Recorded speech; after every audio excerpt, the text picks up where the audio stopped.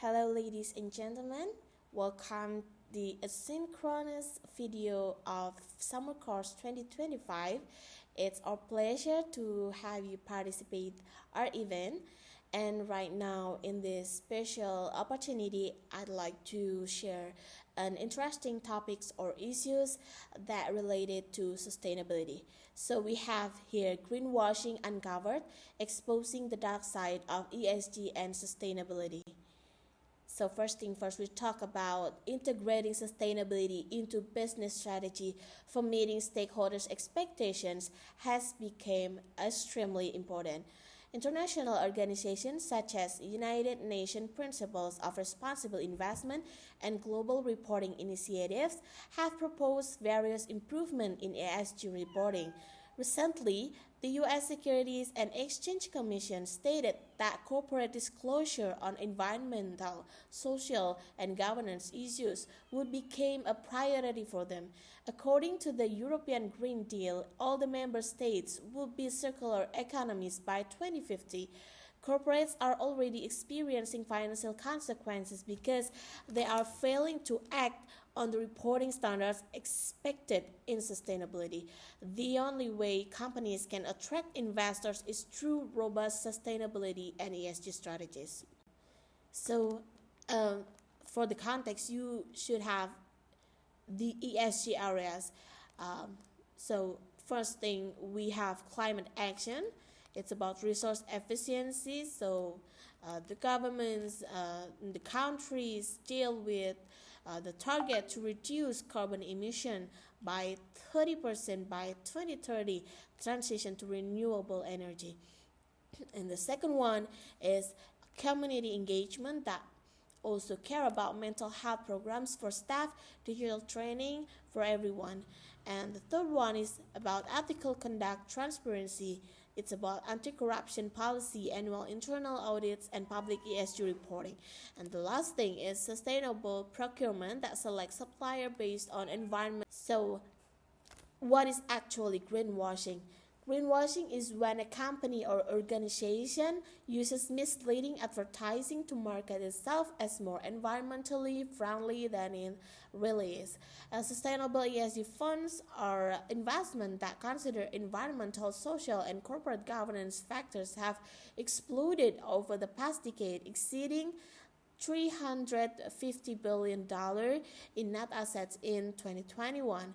It's becoming increasingly profitable for companies to be seen as being beneficial to the environment. Consumers are increasingly demanding sustainable products. Investors want to invest also in companies that have lower carbon footprints. So, why do people criticize greenwashing? When you buy from a company that is engaging in greenwashing practices, you are actually encouraging that behavior to continue. Other companies also will take note. So we have here greenwashing motivation. What actually their motivation, and because I'm from accounting and tax department, so it's really an issue that I should highlight here. So greenwashing extends beyond misleading environmental claims. It also intersects with corporate financial behavior, particularly in the realm of taxation. While ESG frameworks are intended to promote transparency, accountability, and responsible corporate conduct, some firms strategically employ greenwashing not only to enhance their public image but also to justify aggressive tax planning or tax avoidance practices. By overstating environmental initiatives or selectively reporting ESG performance, corporations may seek favorable treatment from regulators, attract ESG-focused investors, or secure tax incentives designed to reward genuine sustainability efforts.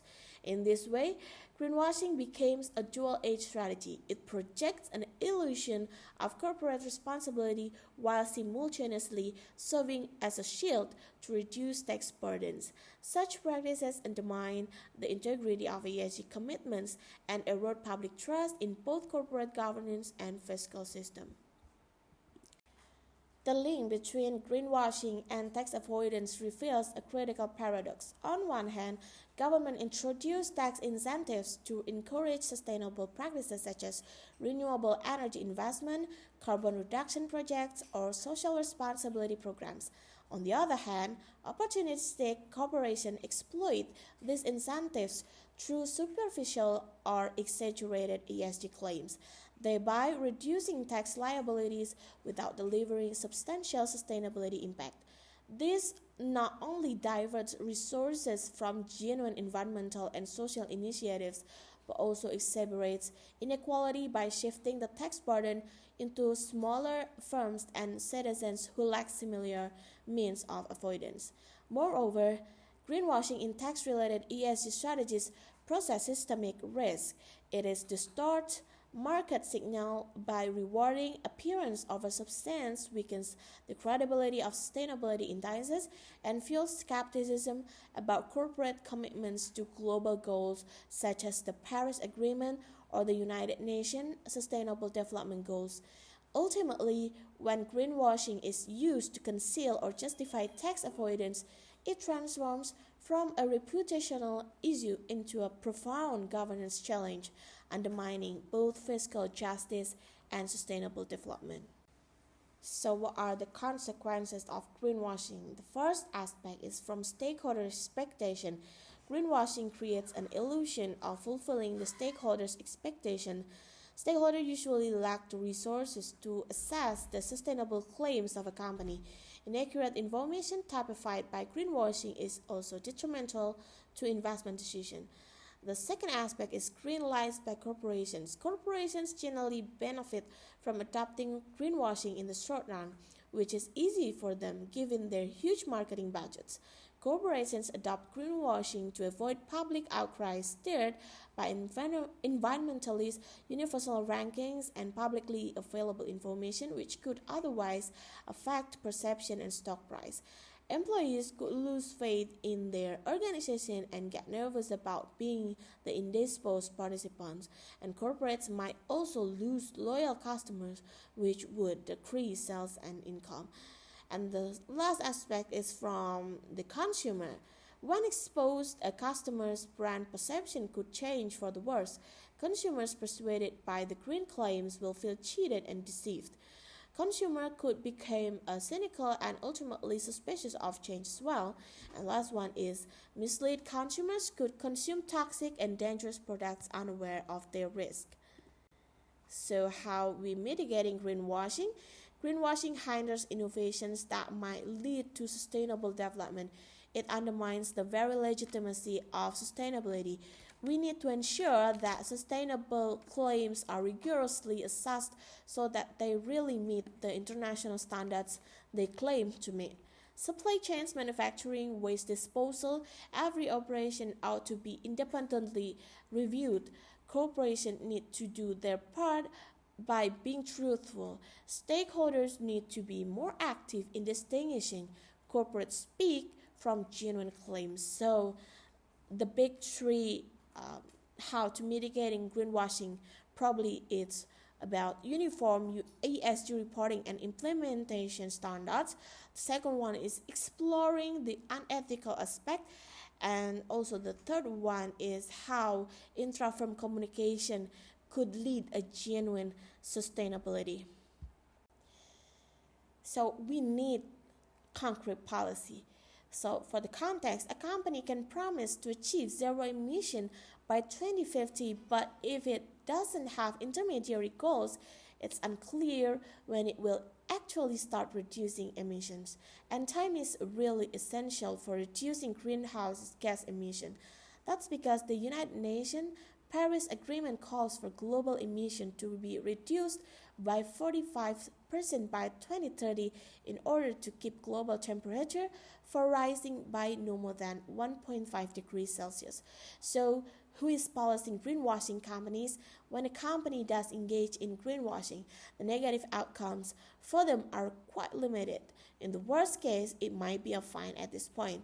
In 2021, in 2022, Goldman Sachs Asset Management arm paid millions after violating SEC compliance rules with the ESG fund marketing. Goldman neither admitted nor denied the SEC's allegation, but there's increased efforts by governments to start cracking down on greenwashing companies. In March, the European Union ruled out a series of proposals which would require companies to back up their products' environmental claims with scientific evidence. These claims would then need to be independently verified. This is part of a large effort to make it easier consumers to choose sustainable products. There are roughly 450 million people in the European Union anyway. So we came to conclusion that whether intentional or unintentional greenwashing seriously undermines global efforts to driving long-term sustainable growth. One needs to understand the multi-dimensional nature of greenwashing. An entity or organization alone cannot make a difference.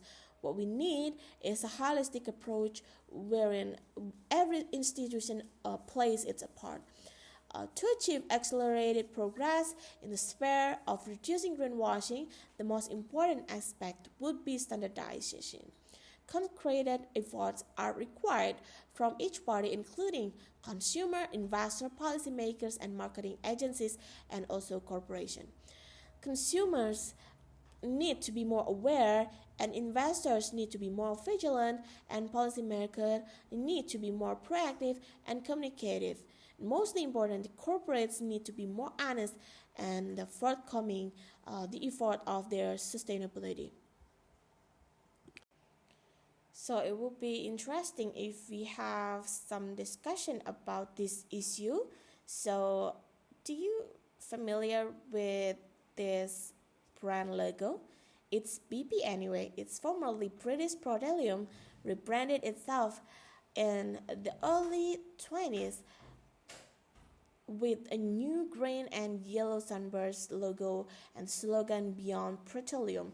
The campaign positioned BP as leader in renewable energy and environmental responsibility.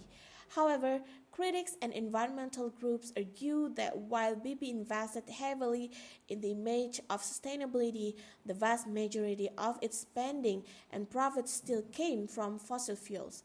Several major oil spills and the continued expansion of oil and gas exploration reinforce accusation of greenwashing. This case is often used to discuss the gap between a company's sustainability messaging and its actual practices. So we have 3 questions here. The first question is, how does rebranding influence public perception? And do you think BP's campaign successfully shifted attention away from its core fossil and fuel business? And the second one, in your opinion, can an oil and gas company authentically transition to sustainability, or will its efforts always be viewed as greenwashing, and why?